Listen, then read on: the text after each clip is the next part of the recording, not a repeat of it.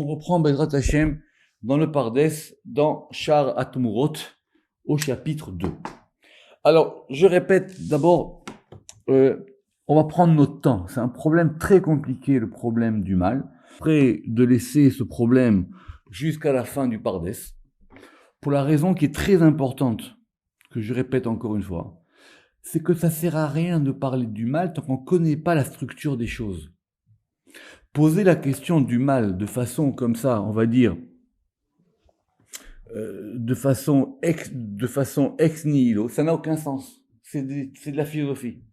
On ne fait pas de philosophie. Donc le Ramak, il a fait exprès, il faut revenir là-dessus.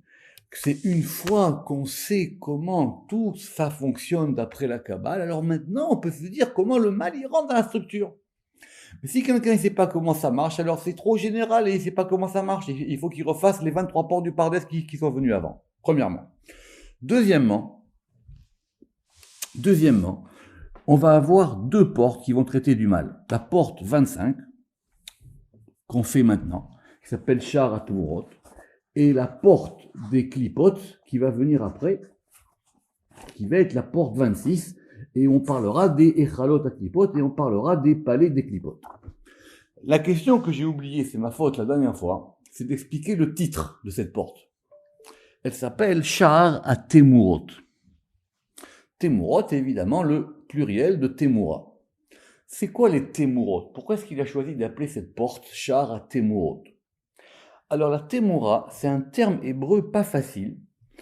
En hébreu moderne, c'est un échange. Tmuratma, en échange de quoi? Autrement dit, c'est le fait de substituer un objet par un autre. J'ai un ballon, ben je vais te l'échanger contre un puzzle. D'accord? Un truc simple. Mais il y a un fameux verset, que évidemment le Ramak qui pense que tout le monde connaît. Il y a un fameux verset dans Ruth, à la fin de Ruth, qui dit là-bas Ha la Gehula veha la Temura. De quoi il s'agit? Il faut voir la fin de Ruth, je ne vais pas vous refaire le Tanakh, mais Boaz, il veut délivrer Ruth et il dit soit je te délivre de bonne manière, ça s'appelle une Géoula, ou soit ça sera par un substitut, par un subterfuge, c'est-à-dire c'est l'autre côté de la chose. C'est ça la Temura. Autrement dit, c'est quelque chose qui se fait passer pour. Donc c'est une notion très très très capitale. J'ai pas d'autre choix de le traduire en français comme de dire c'est la porte des substitutions ou des échanges. Mais comprenez bien que quand on dit cette notion de Temura pour le Ramak, alors on parle du mal. Parce que le mal, c'est quelque chose qui se substitue au bien, ça se fait passer pour du bien, ça te fait croire que. D'accord, ça c'est très important. Alors, j'y répète, on prend notre temps, et maintenant, on va rentrer plus profondément dans le sujet. Donc, vous vous rappelez, on a fait la dernière fois un cours très important qui reprenait le Zohar de Teruma qu'on avait fait et qu'on a imprimé sur le fait que dans le Maaseh Bereshit même, au niveau même de la structure de la création, il n'y a pas d'autre choix que quand les choses vont commencer à se former et descendre dans les mondes matériels, qu'à un moment, il y ait des choses qui vont être mises de côté. Ce qu'on a appelé, vous rappelez, la pessolette. D'accord? Et c'est comme si, je répète, vous avez une planche, vous allez vouloir faire une étagère, donc vous allez avoir des copeaux de bois. Donc ces copeaux de bois, ils ont été nécessaires pour faire la planche, pour faire votre étagère, mais on les met de côté. Simplement, le Ramak, il avait expliqué, il faut revenir là-dessus, que tant que la chose elle est liée, c'est pas encore du mal. Mais dès qu'elle va prendre une autonomie ou une pseudo-autonomie, c'était l'exemple, vous vous rappelez, des os sur la table du roi. Tant que les os ils sont sur la table du roi, ils font partie des déchets du repas, c'est pas grave, c'est normal, vous allez manger un poulet, vous allez laisser des os. Mais quand ça sort de la table du roi, quand ça va commencer à prendre un chemin particulier, là ça va s'appeler du mal et c'est là qu'on va rentrer dans les clipotes. Très intéressant, il faut faire très attention et évidemment toujours avec le Ramak, être très méticuleux et ne pas sauter les étapes. Alors, le chapitre qu'on va faire aujourd'hui, évidemment ça va être de plus en plus complexe, mais je vous laisse le découvrir ensemble parce que moi j'ai plusieurs questions là-dessus. Les charlanou les chova, les vers ça fait gadol bien la clipote. Il dit donc maintenant, une fois qu'on a posé dans le chapitre 1, on doit maintenant quand même élucider un doute qu'on va avoir quant à cette notion de clipote. C'est quoi les clipotes? Je répète, ce sont les écorces, mais c'est le fait que quand on va descendre dans les mondes, de Hatzilut, Bria, Yetzira, Asiya, à chaque fois, les degrés vont s'épaissir. Parce qu'on veut arriver jusqu'à la matière même. D'accord? Que le mal, il rentre pas d'Hatzilut, ça c'est clair, on ne discute même pas de ça. Mais c'est d'accord. Mais maintenant, ces choses-là vont faire que, par un système d'enchaînement causal, c'est-à-dire de cause à effet, alors effectivement, au fur et à mesure que ça descend, plus il y aura de la place pour les écorces et pour les choses qui sont du côté du mal. Véo. Quel est donc ce doute important? Qui a chez Kol Madrigot à Metsiout, vu que maintenant tous les degrés, c'est-à-dire les degrés dans la configuration des mondes, Zo le Mahala Miso, l'un au-dessus de l'autre, ad nekudat arrêt, jusqu'à ce qu'on parvienne au point central de la Terre, jusqu'à la Terre elle-même, jusqu'à ce monde dans lequel on est. Mishtal Shelot, donc tout ça va s'enchaîner, mi-ila le ilul, de cause à effet. Vechol aluvl, mukaf meilato, et chaque effet, il est entouré par sa cause. Alors, le Rama qui va vite, mais c'est très important ce qu'il dit là. C'est-à-dire que quand les choses vont descendre, on est dans des éléments de causalité. On va prendre un exemple simple, depuis le début du Pardes. D'accord? On va dire que Keter, il va produire Chorma. Et Chorma va produire Bina, etc., etc. Mais, le fait que Chorma soit donc l'effet de Keter, bien qu'effectivement, Chorma et Keter sont des choses différentes. Ça, c'est tout le début du Pardes, on ne va pas le refaire. Mais c'est derrière mot. Mais maintenant, il n'en demeure pas moins que Keter, il est autour de Chorma. C'est pour ça que vous vous rappelez qu'on avait cette configuration de cercle concentrique pour les sirotes. Pourquoi? Parce que Chorma n'en demeure pas moins que c'est un effet causé par Keter. Imken, donc s'il en est ainsi, Raoul est Dagdek qu'il est fi colvé. Donc maintenant, on peut peut-être considérer que d'après cela, Kol Tov, Vechol Shefa, tout bien et tout influx, chez Yushpa Baolamazé, qui va être influé ou diffusé dans ce monde-ci, Yavo Derech HaKlipa Ve'atuma, il passera à un moment donné par la Klipa et par l'impureté. Chaz Veshalom. Alors, la vérité, j'ai du mal avec sa question. Lui, il dit, si on considère qu'il y a un procédé adragatique, comme on va dire, c'est-à-dire par degré, à un moment donné, on va passer donc par ces degrés du mal. Et ces degrés du mal font que finalement, alors le Rama qui dit, mais si c'est comme ça, alors donc, même le mal, c'est un vecteur du bien, puisque l'influx qui va descendre d'en haut de Keter, il va descendre Chorma, etc., il va descendre Hatzilut, Bria, Yetzira, Asiya, donc à un moment, il passera par le mal. Alors évidemment, c'est sûr qu'on ne peut pas penser ça. Mais pourquoi c'est intéressant? C'est intéressant parce que ça veut dire que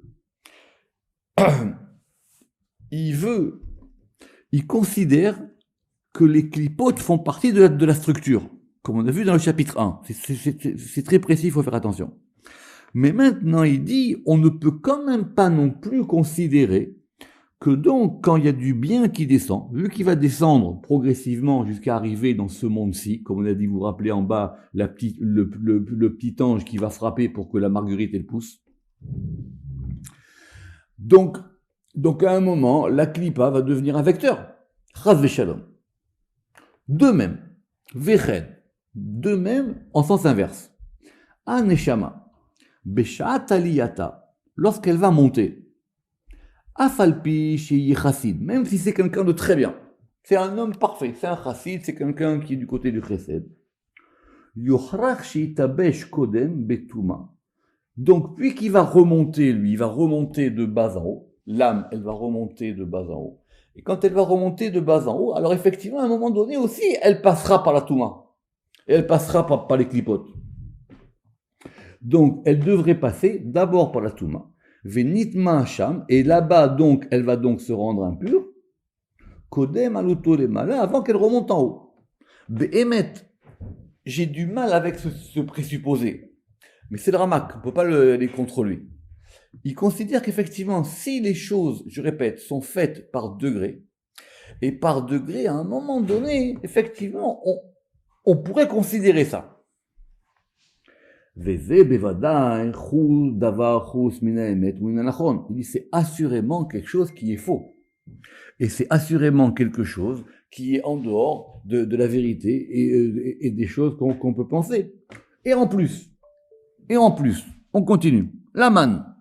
Vous vous rappelez la manne, ce pain qui descend du ciel. Shiaya yored l'Israël, la manne qui descendait d'Israël. Comment tu vas dire que la manne, quand elle descend, au fur et à mesure des degrés, à un moment donné, elle va passer aussi par les clipotes? Comment tu vas expliquer ça? D'accord? La Torah, et de même la Torah. La Torah, elle est descendue du ciel. Alors tu vas dire que la Torah, quand elle va commencer à descendre dans les mondes inférieurs, au bout d'un moment, elle va se rendre impure pour arriver en bas. Ve'aliyat Moshe la Marom, et même Moshe quand il est monté en haut. Alors lui aussi, Moshe, il est passé par ces degrés-là. Et comme on a vu, Ve'aliyat Eliyahu, et Eliyahu, quand vous vous rappelez que Eliyahu, il est monté dans une tornade. Très bien. Alors il dit, Ven Tchouva Lomar, il dit, attends, je sais tout de suite ce que tu vas me répondre. Tu vas me dire que non, Eliyahu c'est différent, qui Allah Bessara, que Eliyahu, il est monté lui dans une tempête. C'est-à-dire apparemment qu'il y a eu quelque chose. Vous vous rappelez, il y avait un chariot de feu, et ce chariot de feu, il a directement transporté en haut. Alors il dit c'est sûr que ne m'objecte pas ça. Qui chaz v'shalom en asar azot sa'ar mitrolel. Parce que cette tempête-là n'est pas Sahar Mitrolel. C'est quoi Sahar Mitrolel? Évidemment, le Rama qui pense qu'on connaît le Tanar par cœur. Et j'ai cherché, et Sahar Mitrolel, c'est un verset dans Jérémie 23, 19. C'est quoi Sahar Mitrolel? Là-bas, il y a marqué Ine Saharat Hashem Chema Yatsa Vesahar Mitrolel al Rosh Rishaim Yachul. Alors, verset pas facile à traduire. Évidemment, nous, on a le même terme de Sahar. De Sahara. Sahara, c'est une tempête. Alors, je vous donne les deux traductions. La traduction de Kani dit, Iné, voici, Saharat Hashem, la tempête de Yudke Vavke, Chema. Et c'est une tempête de colère. Lui, il a traduit avec fureur. Elle est sortie, d'accord? Yatsa Chema. Vesahar Mitrolel. Et lui, maintenant, il est traduit par un ouragan, et c'est un ouragan qui se déchaîne, al rosh rechaim, sur la tête des coupables, qui va s'abattre sur la tête des coupables, Yahoul, il va s'abattre sur eux. Shuraki, lui, évidemment, il traduit toujours d'une autre manière, il dit, voici la tempête de Hachem, la fièvre sort, parce que pour lui, vous savez que Chema, c'est comme en hébreu, Chema, la colère, ça vient de Cham, et Cham, ça veut dire chaud, c'est aussi la fièvre. Et lui, il dit, et la tempête, elle tournoie, sur la tête des coupables, elle tournoie. Donc il dit, évidemment, on va pas penser que la tempête par laquelle Eliyahu, il est monté dans le ciel, ce soit cette fameuse tempête que le prophète Jérémie a citée, qui est une tempête de fureur qui va s'abattre sur les gens qui ont fait des bêtises. Omnam, donc c'est quoi? Il dit, c'est quoi? Il dit ça ressemble à l'orge. Vous vous rappelez que l'orge, on va faire un korban quand à Shavuot, ou même et on prend ce degré d'orge qui est le degré de la malchoute, et on va en faire du pain, et on va faire le sacrifice de l'echem apanim, c'est-à-dire les fameux pains de proposition, et c'est la malchoute du côté du din. On verra ça à l'article Seora. Donc j'essaie de comprendre que le Rama qui va vite, ça veut dire que même cette tempête de Eliyahu Hanavi, c'est un degré de din qui effectivement est monté. Comme l'été, comme l'été, sous ces esh verechev esh, comme l'été les chevaux de feu et le chariot de feu par lequel Eliyahu est monté au ciel. Aval. Alors quoi? Alors, est-ce que quand même, malgré ça, on va dire que Eliyahu, quand il est monté au ciel, il est monté par les clipotes? C'est intéressant parce que d'après ce que le Rama qui dit, dans la configuration, vu que ça descend de façon adrégatique, ça veut dire de façon par degré, à un moment, tu passes par les clipotes. Ok, les clipotes, elles sont pas en haut, mais à un moment, tu passes par les clipotes. Et il dit, mais comment c'est possible de penser ça? Vous êtes d'Ochak. Et c'est vrai que quand on a fait de la Kabbale, on ne se pose pas cette question-là. On pense que l'influx, il descend. Mais Habibi, quand ça descend, tu passes un moment par des degrés qui s'appellent les clipotes, c'est obligé. Vechen, caché. Et en plus, tant qu'on est dans les questions, caché, itlapshut malachim. Et alors pareil, quand les anges ils vont descendre, et que progressivement ils vont s'habiller dans des formes corporelles, veiridatam baolamazé, et qui vont descendre dans ce monde-ci. Alors donc eux aussi, au bout d'un moment, ils vont s'entourer dans les forces des clipotes. De kamad varim achirim et de nombreuses autres choses. Donc, pour le moment, on va dire échec. Pas échec et mat, mais échec. On a un problème. On a un problème. À tel point que, écoutez ce que le Ramak va dire. Ou beinyanazé, aïnou mitbalbelim batarat asafek. Il a dit, je me suis longtemps interrogé pour savoir comment répondre à cette question, pour savoir comment délier ce doute que j'avais. Ad, jusqu'à ce que. Et Irachem et Neserlenu, jusqu'à ce que Dieu me décile les yeux. Ça veut dire qu'apparemment, il a eu quelque chose qui est venu, jusqu'à ce que Dieu, il éclaire les yeux de notre intellect, et que je trouve un passage du Zohar. Dans un passage du Zohar. Alors, il n'y a que le Ramak, évidemment, pour trouver des passages comme ça du Zohar, qui sont des passages très compliqués, très durs. Mais, on va le faire aujourd'hui. Alors, la vérité, il y a deux passages. Il y a deux passages qui se renvoient l'un à l'autre. Alors, je vous donne l'adresse. Le premier, c'est dans Parashat Vayakel. C'est en Reshtet, Amoud Aleph et Amoud Bet. Et le deuxième, on le verra la semaine prochaine, si Dieu veut. C'est dans Parashat Teruma. C'est en Kouf Mem Aleph, Amoud Aleph. Et je pense que ça déborde un peu sur Amoud Bet. Mais la réponse va vous surprendre. La réponse va vous surprendre. Comme s'il n'y avait pas d'autre réponse possible à ça. Alors c'est un passage compliqué du Zohar. Évidemment, quand on a un passage compliqué du Zohar comme ça, d'abord, qu'est-ce qu'on fait? On le lit, on le traduit et on y réfléchit après. Donc de quoi ça parle là-bas? Vous savez que Parashat Vayakel, là-bas, c'est la paracha qu'on lira la semaine prochaine. Moshe, il a rassemblé tout Israël après la faute du Vaudor dans Kitissa, et le Zohar là-bas, effectivement, il va commencer à parler de la configuration des mondes et comment est-ce que les mondes sont constitués entre eux. Alors on y va. Ou Bechol Rekia ou Rekia. Et dans chacune des voûtes célestes. Vous savez que Rekia, c'est une voûte céleste. It Pitrin Yedian. Il y a là-bas Mamana, il y a là-bas un préposé. Donc chacune des voûtes célestes, il y a un préposé. Ve'it Paked al-Alma, et lui, il est là, c'est son rôle de veiller à ce qui se passe sur le monde, Ve'al Ara, et sur la terre, les Hannaga Kula, pour pouvoir diriger tout ça. Bar Ara d'Israël, sauf pour la terre d'Israël. Alors, pourquoi? Parce que la terre d'Israël, elle a un statut particulier. De la hanigla rekia, parce que la terre d'Israël, elle n'est pas dirigée ni par une voûte céleste, ni par un ange. Velo chela achara, ni par une autre force.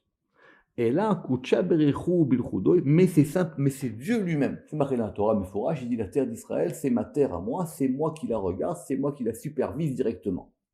Ça passe pas ni par un ange, ni par un préposé, ni par qui que ce soit. Écoutez bien ce soir qu'on va faire. Ve'aukmoa, et cette chose a été établie, c'est-à-dire dans le Zohar, on en a parlé plusieurs fois à propos d'un verset qui dit que Hachem, un verset dans le Prophète Israël, il dit que les yeux de Dieu, ils sont bas, ils sont en elle, ils sont sur elle, c'est eux qui dirigent tout ça. Ve'itema. Alors le Zohar tout de suite il dit, et si tu me poses la question, vu que tu viens de me dire que c'est Dieu lui-même qui dirige la terre d'Israël, Er Sharia, les Mignar et qui a la Ra d'Israël. Alors, mais la terre d'Israël, on voit bien qu'il y a un ciel comme partout ailleurs. C'est partout, c'est le même ciel qu'ailleurs. Vea, Mitra, Vetala, Mikia, Nachitala, et la terre d'Israël, comme partout, il y a de la pluie et des nuages.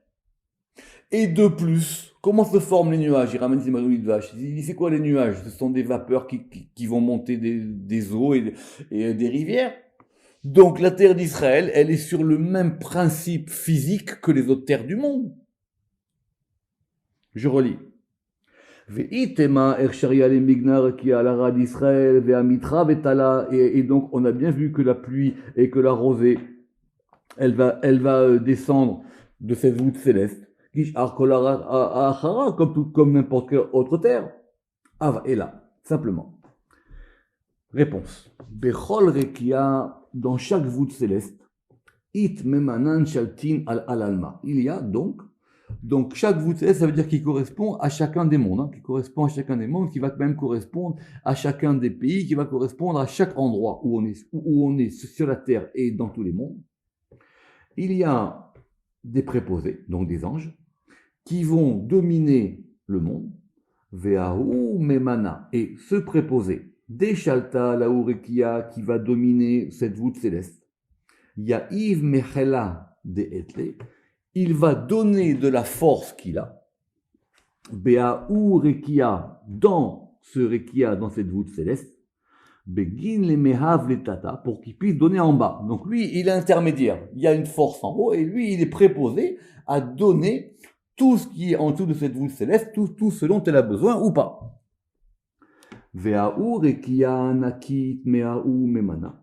cette voûte céleste, elle va prendre de cet ange, de ce préposé, il va donner en bas sur la terre. Lisez la Gemara, c'est exactement ça. C'est effectivement pourquoi des fois ici il y a la sécheresse et là il n'y a pas, et là il y a de la pluie et là il n'y a rien. Parce que ça dépend des choses qui sont faites là-bas par rapport à l'ange qui va dominer cette voûte céleste. Aval. Kadisha, mais la terre sainte, terre d'Israël, lo shalita la urekia de'ala, memana hara. Donc, la terre d'Israël, elle aussi, elle est assujettie à ce même principe, mais elle ne dépend pas de ce préposé. On lit. Avalara kadisha lo shalita la urekia de'ala, memana hara, velo hara. Non, c'est Dieu lui-même qui s'occupe de ça. C'est lui. C'est le Dieu lui-même. Et c'est lui qui est le préposé. Donc le système des préposés, il ne bouge pas. Mais ça, dans la terre d'Israël, c'est lui-même qui s'en occupe. Dans ce rekia, dans cette voûte céleste. Bechol rekia. Et maintenant, on va continuer. Écoutez bien ce soir, c'est fantastique. Bechol rekia verekia. Donc maintenant, dans chacune des voûtes célestes, il y a des portes. Il pitrine. Évidemment, parce que pour que ça descende, il faut qu'il y ait des portes. Il y a donc des portes connues, c'est-à-dire il faut ceux qui les connaissent. Veshaltanu dechol bemanan, et la domination, c'est-à-dire ce que fait chacun de ces préposés, mi pitra les pitra, de porte en porte, reshima, c'est inscrit. Ou mea ou pitra les alan, et de cette porte à côté, lo shalta afilu kemila nema, il n'y a rien, il n'y a même pas l'espace d'un fil de cheveux. Ça veut dire quoi? Alors, on n'a pas d'autre choix, il faut rentrer dans cette histoire-là. Vous avez la France, vous avez l'Allemagne, vous avez la Suède. Chaque rekia qui va correspondre à cette entité-là, et on va voir, il est préposé à ce qui se passe là. Et il y a une porte par rapport à ça. Sur cette porte-là, il y a marqué la porte France. Là, il y a marqué la porte Allemagne. Et là, il y a marqué la porte Suède. Chacun, il garde sa porte. Et maintenant, pour pas que l'un, il va pouvoir venir voler ce qui se passe ailleurs, ou dire, moi, je veux prendre de la bracha de l'Allemagne pour donner à la France, ou de la bracha de la Suède pour donner à la France. C'est comme ça que le Matomid Vache, il explique. Il n'y a aucun espace. Chacun est à sa place. Vela ailda bitrouma des pétards des chavrés, afin à ce que chacun ne puisse pas rentrer dans la porte dans la porte de son voisin. Bah, sauf Kaditia Evle Reshu les Shalta. Sauf quand on va lui donner l'autorisation. Donc il y a des fois, effectivement, où comme les pays changent, ou comme il y a des guerres, ces guerres, elles proviennent qu'en haut, on va maintenant on va faire des redistributions. Bah, sauf Kaditia Ivle Reshu, sauf que quand on va lui donner l'autorisation, les Shalta Had al Chavre, et on va dire, toi maintenant, tu vas l'emporter sur lui. C'est pour ça que je dit que toutes les guerres qui sont en bas, elles dépendent des guerres qui sont en haut. Donc en haut, et ben finalement, on a dit, tu sais quoi, Chas Shalom, l'ange de tel pays, maintenant, ben lui, il va être plus fort que l'ange de l'autre pays. Et donc maintenant, du coup, il dit, moi j'ai accès aux deux portes. Ou je fais un transfert d'une porte à une autre porte. Kedin, et ainsi, et c'est ce qui explique que Shaltin Malachin de Be'ara, que les rois qui sont sur terre, ils vont pouvoir des fois se faire des guerres et dominer l'un sur l'autre. Parce qu'il veut prendre sa bracha. C'est d'ailleurs la raison numéro 1 des guerres, c'est qu'on veut s'approprier les richesses de son voisin. D'accord. Donc ça, c'est le principe général. Maintenant, Be'em Saïta Dekulhu Rekin. Maintenant, au milieu de toutes ces voûtes célestes, c'est-à-dire donc au milieu du monde, c'est-à-dire à Jérusalem, c'est-à-dire même au Beth Amikdash. It Pitra Chada, là-bas, il y a une porte particulière. Et elle s'appelle Gevilon. C'est un terme très bizarre dans le Zohar, c'est comme ça qu'on l'appelle. Rappelez-vous que le Ramak il a dit sur les trucs qui s'aminent en on et en et, on va pas revenir là-dessus. Gevilon, ça vient apparemment de Gvoul, ça veut dire c'est une porte qui va donner une limite. C'est quoi? C'est la porte directement qui va monter de Jérusalem d'en bas à Jérusalem d'en haut. Vetechut Aipitra. Et en dessous de cette porte, maintenant la porte ici apparemment c'est la porte d'en haut. It Shivin Pitrin Aharani. Et en dessous de cette porte, il y a 70 autres portes qui correspondent aux 70 autres nations. Donc j'explique. Vous avez en haut une porte centrale. Et sous cette porte, il y a 70 autres portes qui correspondent effectivement à tous les pays du monde. L'étata en dessous, Veshiv'in Memanan Nitrin, et il y a 70 préposés qui dépendent de ces 70 portes. Mais, Natrin Melechik Trin Alpinamin, mais ils sont tous à distance, et ils sont à une distance de 2000 amas. C'est quoi 2000 amas? Il ramène ici, c'est comme la distance de Shabbat, d'accord? C'est la distance qu'on peut pas faire Shabbat, même si on marche à pied et même si on porte pas, il y a une distance que Shabbat on peut pas dépasser. Donc autrement dit, la porte centrale qui relie Israël d'en haut à Israël d'en bas, elle est mise dans une espèce de, on va dire, de périmètre de sécurité. Et ce périmètre de sécurité de 2000 amas, il fait qu'après, on va voir les 70 autres portes avec chacune son préposé particulier. Natrin mirachik trin le alpinamin de la kerivan negabe. Pourquoi? Pour ne pas qu'il puisse s'approcher. C'est un périmètre de sécurité. Pour pas que l'ange de tel pays dise maintenant, moi je vais venir gratter ce qui se passe dans la porte d'Eretz Israël. Ou mea ou pitra. Et de cette porte, il y a maintenant un chemin qui s'élève, en haut, Adimata Lego Kursayaila, jusqu'à ce qu'il parvienne au trône céleste d'en haut. Donc c'est-à-dire jusqu'au monde de la Bria. Ici, nous on est dans Assia. D'accord? Donc vous avez la porte dans les Rekines. Les Rekines, ils sont dans Assia, au-dessus d'Assia. Et maintenant, cette porte-là, elle a un conduit direct qui remonte jusqu'en haut directement dans le trône céleste. C'est-à-dire quoi? Sans passer par les clipotes. Il y a un chemin d'accès direct sans passer par les clipotes. Ad dimata lego kursayaila ou mea ou pitra lechol citrin de rakia. Et de cette porte vers tous les côtés de la voûte céleste, Ad Tara, jusqu'à une porte qui va s'appeler Mégadon, et qui va s'appeler Mégadon. Donc vous avez deux portes. Une porte d'en bas, enfin la porte d'en bas, elle est où? La porte d'en bas, elle est dans la Sia.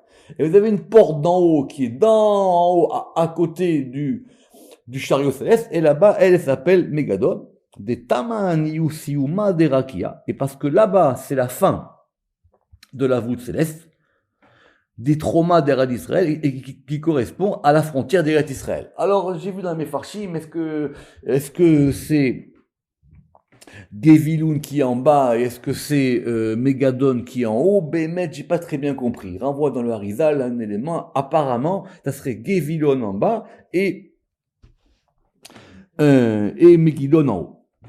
Vechol inun, ain pitre dirshimin goa patra. Et maintenant, donc, d'après le Zohar, apparemment, c'est Gevilon qui est en bas. Et maintenant, les 70 portes des Reshimin, Goaou, Pitra, des Gevilon. Vous vous rappelez, ces 70 portes, elles sont où? Elles sont maintenant à côté de la porte principale qui s'appelle Gevilon.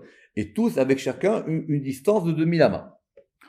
Kuleu Reshimin, Bekursaya, Kadisha. Ils sont tous notés dans le trône, ça. Vekulun Karil Nanoun, et tous, ils s'appellent Sha'aret Tzedek. Ils s'appellent la porte du Tzedek, c'est-à-dire la porte, donc comme dans le verset, mais Tzedek ici c'est la Malchut, c'est-à-dire les portes qui permettent de monter de la Malchut dans les autres mondes. De la Shali Tahara Alayhu, Vekucha Berichu Pakidara d'Israël, et afin qu'aucun autre ne puisse les dominer. Mais, Kucha Berichu, le sabbat soit-il, Pakidara d'Israël, lui, c'est lui qui s'occupe directement de cette porte-là de la terre d'Israël. Béaou Rakia, dans cette voûte céleste, mi pitra les pitra, de porte en porte, Bépekidou, par ce dont il a besoin, Kaokamadistarif. D'accord? Donc, on a compris, vous avez cette porte-là, elle offre un accès direct de la terre d'Israël jusqu'au Kisei HaKavod, et là, au moins, on a un chemin qui ne passe pas par les Klipot.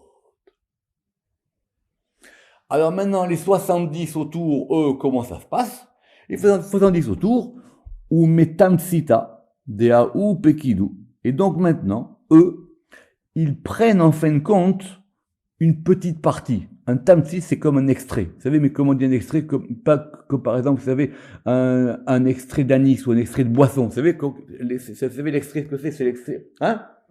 Un concentré, tout à fait. Et eux, ils prennent simplement un concentré. Et eux, ils prennent simplement le concentré de ça. Et eux, ils vont donner aux autres préposés qui vont donner en bas. Fin du Zohar. C'est un Zohar très complexe. J'espère que dans Chok Israël, on va expliquer là-bas que de cette manière-là, que toute la bracha du monde, elle vient de la terre d'Israël. C'est dans les Zohar là-bas dans Devarim.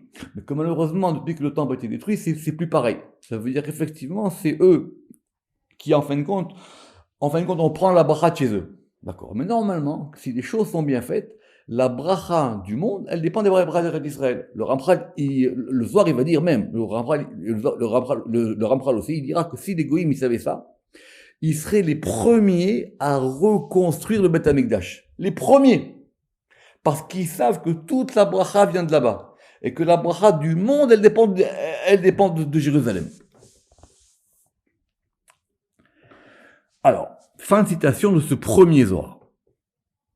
Vedvarav mevuarim. Et donc maintenant, les choses sont plutôt claires. Ou mimenoira. Et donc maintenant, de là on voit. Kedepirachnu, comme on a expliqué. Qui a l'Eretz Israël, que c'est la terre d'Israël, en davar saviv, il n'y a rien qui est autour sur une distance de 2000 amas. Qui im rakia amitale. Parce que simplement la terre d'Israël, il y a une voûte céleste. Et elle va être capable de monter jusqu'en dessous du Kisei HaKavod et elle va recevoir directement du Kisei HaKavod. Et avec ça, alors maintenant, le doute est levé. Lo nishar lanu safek, ki kol ha'inyanim hayordim min hashamayim ha'olim, toutes les choses qui descendent du ciel ou qui montent, kulam olim veyordim, tous, ça monte et ça descend par la terre d'Israël. Et c'est ça qu'il a dit Jacob quand il a fait le rêve. Beze Shamar Akatouv. Ze Sha'ar Hashamaim. Il a dit, ça, c'est la porte des cieux. C'est quoi la porte des cieux? C'est-à-dire, à Kavana, Sha'ar Likanes. C'est par cet endroit-là qu'on monte en haut. C'est-à-dire quoi?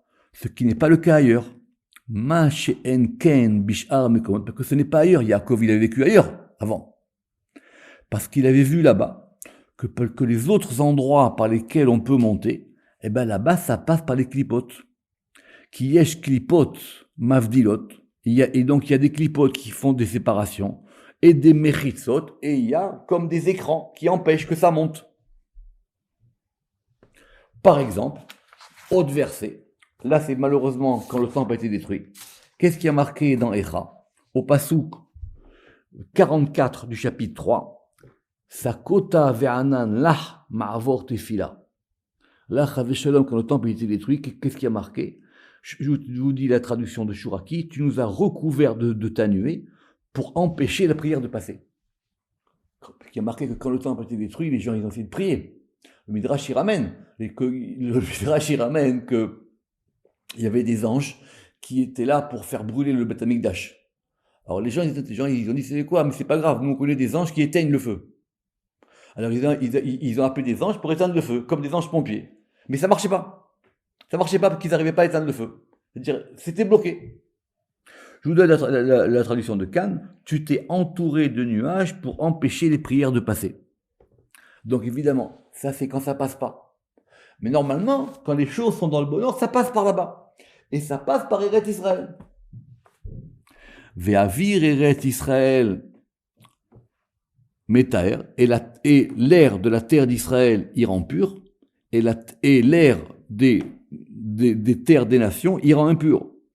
Ve'avir d'Eretz Israël marquim, et l'air de la terre d'Israël y rend sage.